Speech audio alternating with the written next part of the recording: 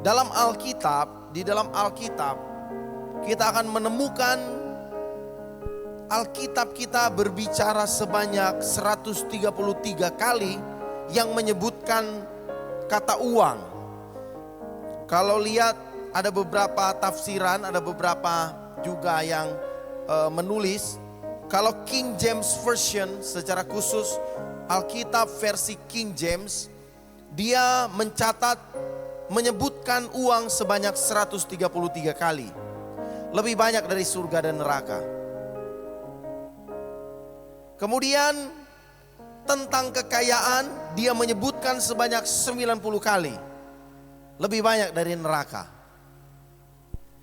Dan kemudian hal ini menunjukkan bahwa Alkitab itu mengambil bagian atau memberitahukan kita betapa pentingnya uang. Dan kemudian Alkitab juga banyak membahas aspek dari segi uang.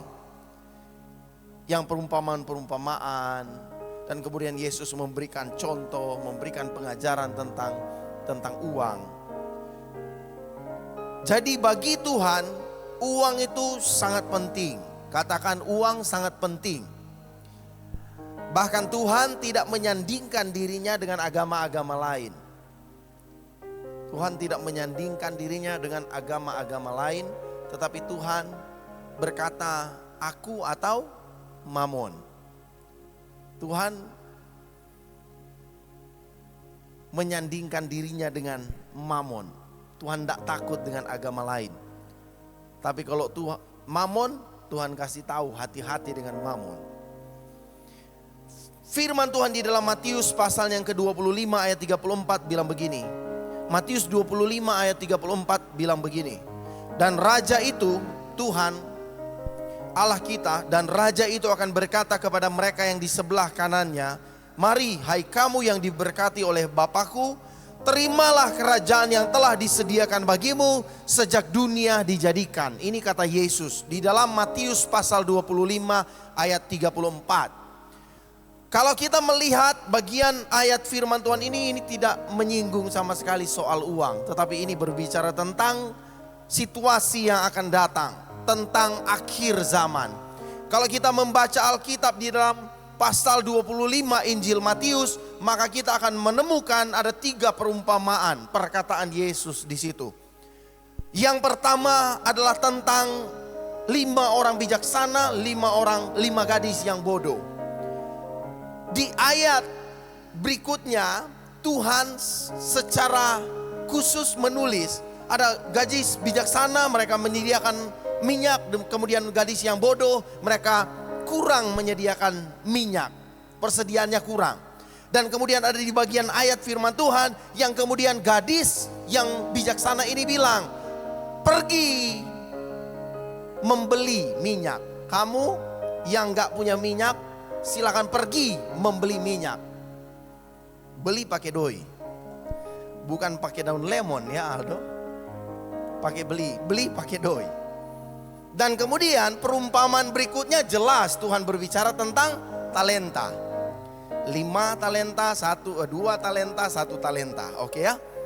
Kemudian di perumpamaan berikutnya, hamba yang baik, hamba yang jahat, Tuhan memberitahu bahwa masuklah dalam kebahagiaan Tuhanmu.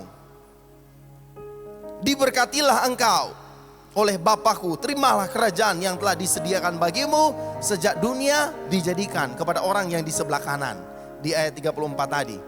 Kenapa mereka menerima bagian mereka yang ditentukan Bapa? Karena begini saudara, ketika aku lapar kamu memberi aku makan, ya. Ketika aku haus kamu memberi aku minum. Ketika aku seorang asing, tamu, kamu memberi aku tumpangan. Ketika aku sedang sakit, kamu mengunjungi aku. Ketika aku di dalam penjara, kamu melawat aku. Segala sesuatu yang dikatakan sama Tuhan Yesus itu perlu doi. Kalau saudara mau memberi makan, saudara perlu doi. Sebenarnya bukan soal mahal berasnya. Murah beras, kalau enggak ada doi, enggak bisa makan. Mahal beras, kalau ada doi, enggak masalah. Betul ya, bro? Ya, Bukan soal pemerintah salah, ngana yang tidak ada doi. Betul ya. Jadi begini saudara, Yesus sendiri, bahkan Yesus sendiri di akhir zaman berbicara tentang akhir zaman sekalipun, Yesus masih tetap berbicara tentang uang. Sekalipun Yesus berbicara tentang zaman akhir, uang masih jebaiko di dalam pengajaran Yesus. Jadi dengan kata lain, uang itu sangat penting dan Tuhan memberi perhatian khusus tentang uang.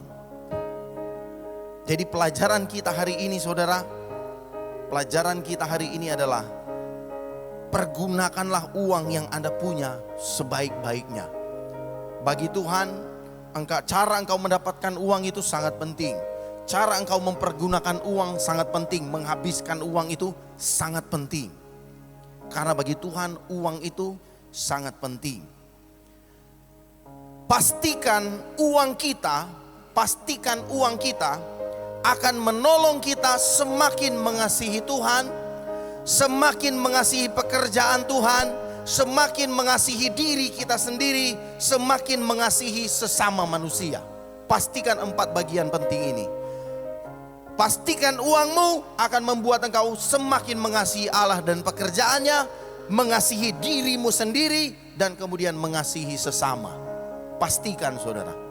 Karena Tuhan bilang di sebelah kiri, Tuhan bilang, hei kamu orang jahat, hamba jahat, masuk ke dalam hukuman kekal.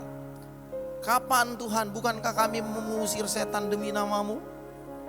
Tuhan bilang, aku tidak kenal kamu. Tuhan bilang, waktu aku lapar kamu tidak beri aku makan. Kenapa? Tidak ada doi beli beras. Salah-salah. Waktu aku haus kamu tidak memberi aku minum. Waktu aku dalam telanjang kamu tidak memberi aku pakaian. Waktu aku sedang tamu sebagai pendatang kamu tidak memberi aku tumpangan. Waktu aku sakit kamu tidak pergi kunjungi aku. Waktu aku sedang dalam penjara kamu tidak mengunjungi aku. Semua itu perlu doi. Jadi pastikan uang kita akan membuat kita semakin mengasihi Tuhan dan pekerjaannya, mengasihi diri kita dan mengasihi sesama.